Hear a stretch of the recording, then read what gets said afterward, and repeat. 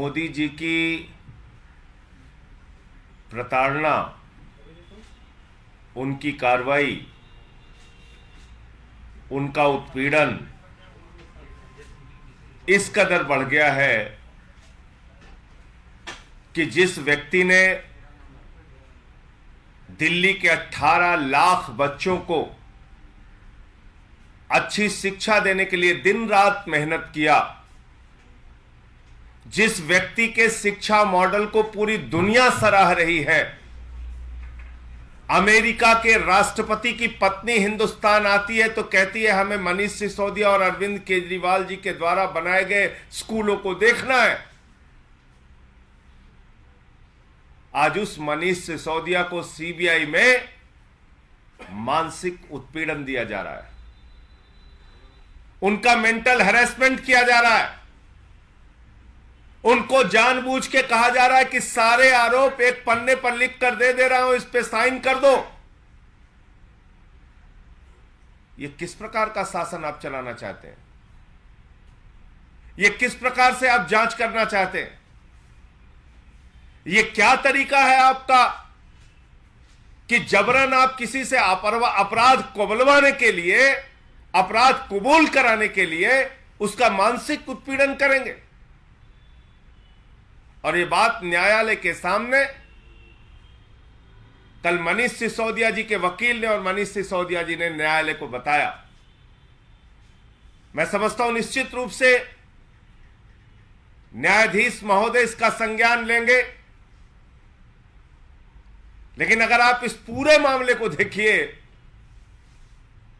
पहली chargesheet CBI दाखिल करती है, जब चार्जशीट दाखिल होती है तो कई गवाहों के बयान लेती है, चार्जशीट दाखिल करती है तो कई साक्ष्यों और तथ्यों को आधार बनाकर चार्जशीट दाखिल करती है,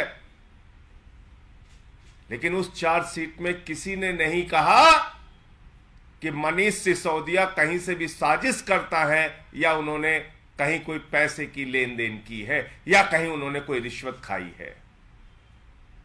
सप्लीमेंट्री चार्जशीट आई सीबीआई की, उसमें भी कहीं किसी ने मनीष सिसोदिया का नाम नहीं लिया। तो न पहली चार्जशीट में सीबीआई की मनीष सिसोदिया, न दूसरी चार्जशीट में सीबीआई की मनीष सिसोदिया।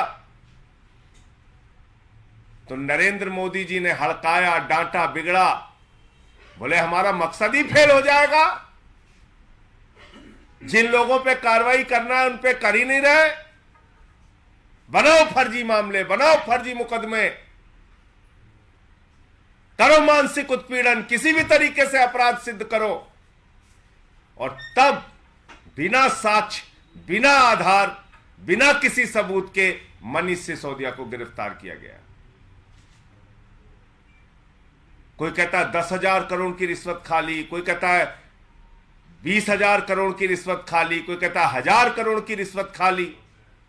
मैं भाजपाइयों से पूछना चाहता हूं, तुम्हारे तोते ने 14 घंटे छापेमारी की, सीबीआई ने 14 घंटे छापेमारी की मनीष सिसोदिया के घर, कुछ नहीं निकला। गांव में छापेमारी की, वहां भी कुछ नहीं निकला। दफ्तर में छापेमारी की, वहां भी कुछ नहीं निकला। बैंक का लॉकर चेक किया, वहां भी कुछ नहीं निकला।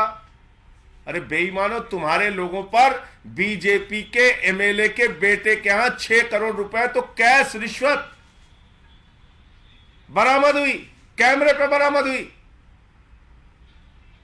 क्या कार्रवाई की उसके खिलाफ? कहां है तुम्हारी सीबीआई, ईडी? कहां है तुम्हारा इनकम टैक्स डिपार्टमेंट? जो भ्रष्टाचारी तुमसे जुड़े हुए हैं, वो चाहे मुकुल राय हो, शुभेंदु अधिकारी हो, हेमंत विश्व शर्मा हो, अजीत पवार पर कहते थे सिंचाई घोटाला है, येदियुरप्पा पर माइनिंग घोटाला, व्यापम घोटाला, शिवराज सिंह पर, नारायण राणे पर सीबीआई की जांच चल रही थी। जो बीजेपी में शामिल हो गया वो राजा हरिश्चंद्र हो गया, उसके खिलाफ कोई कार्रवाई नहीं होती। तो पूरा देश इस बात को देख रहा है कि किस प्रकार से बिना सबूत, बिना साक्ष्य के एक लोकप्रिय नेता, एक लोकप्रिय शिक्षा मंत्री जिन्होंने दिल्ली के बच्चों का भविष्य बनाने के लिए काम किया, उनको जबरन नरेंद्र मोदी जी अपराधी बनाने का प्रयास कर रहे हैं। और समय आने पर इस देश की जनता और दिल्ली की जनता इस बात का जवाब देगी। आपके कोई प्रश्न? भारत की सरकार और नरेंद्र मोदी जी देश के प्रधानमंत्री हैं, और किसकी सह पे हो रहा है? आप मुझे बताइए, जिस व्यक्ति के खिलाफ किसी भी प्रकार का कोई साक्ष्य नहीं, सबूत नहीं, पहली चार्जशीट में नाम नहीं, दूसरी चार्जशीट में नाम नहीं, जिसके घर पे छापेमारी हो गई, गांव में छापेमारी हो गई, बैंक में छापेमारी हो गई, दफ्तर में छापेमारी हो गई, कुछ नहीं मिला, तो अब आप उसका मानसिक उत्पीड़न करके कह रहे हैं कि अपराधी बन जाओ, अपराधी बन जाओ। ये किसके कहने पे किया जा रहा है?